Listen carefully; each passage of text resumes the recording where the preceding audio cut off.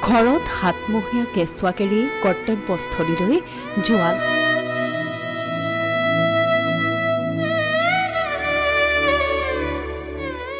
দেশমাতৃৰ আহ্বানত এতিয়া গৌণ বিবাহৰ লগ্ন।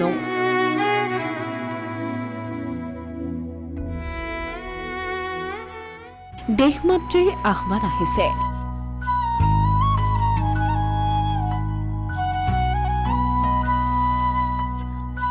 দেশৰ আগত আজি গৌণ সকলোবোৰ। দেশমাতৃৰ সেৱাই এজন জোৱানৰ প্ৰথম কৰ্তব্য। সেয়েহে নিজৰ পৰিয়াল নিজৰ সকলো এৰি দেশৰ বাবে প্ৰাণ আহুতি দিবলৈ কুণ্ঠাবোধ নকৰে তেওঁলোকে। শেহতীয়াকৈ ভাৰত পাকিস্তানৰ মাজৰ যুদ্ধক লৈ সমগ্ৰ দেশবাসী এতিয়া সষ্ট্ৰম। দুয়োখন দেশৰ মাজত চলি থকা যুদ্ধক লৈ দেশৰ নিৰাপত্তা বাহিনী সম্পূৰ্ণ সাজু হৈ পৰিছে। পাকিস্তানৰ কেইবাখনো চহৰত ইটোৰ পাছত সিটো আক্ৰমণ ভাৰতৰ।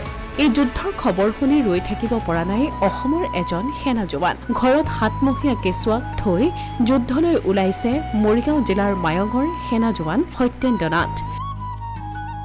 ভাৰতীয় সেনাবাহিনীত কৰ্মৰত সেনা জোৱান সত্যেন্দ্ৰ নাথ জম্মু কাশ্মীৰৰ পৰা ঘৰলৈ ছুটীত আহিছিল মাত্ৰ এমাহ আগত। ঘৰত পত্নী পিতৃ মাতৃ আৰু এটি হাতমহীয়া কেঁচুৱা।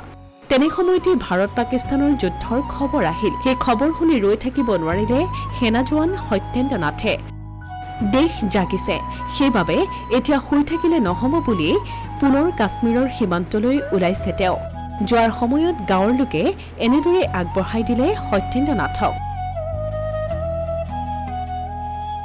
ভাৰতবাসীৰ যিটো কণ্ডিশ্যন চলি আছে তো সকলোৱে সজাগ হ'ব লাগে। তাৰ কাৰণে আজি মই ইণ্ডিয়ান আৰ্মিত কৰ্মৰত যেতিয়া মোক ছুটি কেঞ্চেল কৰি মাতি পঠিয়াইছিলে তো তাৰ কাৰণত মই আজি হঠাতে যাব লগা হ'ল। কাৰণ দেশ জাগিছে যেতিয়া আমি শুই থাকিলে নহ'ব, আমিও সকলোৰ লগত তো আমি যেতিয়া আমাৰ কৰ্মই দেশ সেৱা তো সেইটো বাদ দি আমি ঘৰখন হেৰি কৰি থাকিলে নহ'ব।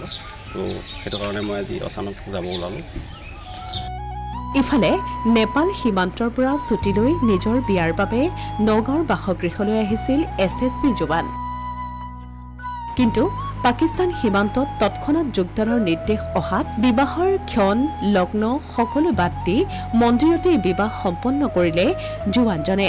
আজি বিবাহ সম্পন্ন কৰি অহাকালিলৈ যুদ্ধ উত্তেজনাৰে বিৰাজ কৰা অঞ্চলত কৰ্মত যোগদানৰ বাবে ৰাওনা হ'ব দৰা SSB জোৱান।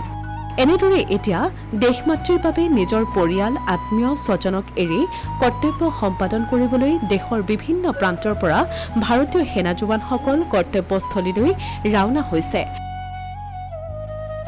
দেশৰ বাবে প্ৰাণ আহুতি দিবলৈ কুণ্ঠাবোধ নকৰা এইসকল ভাৰতীয় জোৱানৰ বাবেই আজি দেশৰ সকলো নাগৰিক সুৰক্ষিত। Asomiya Pratidin digital desk.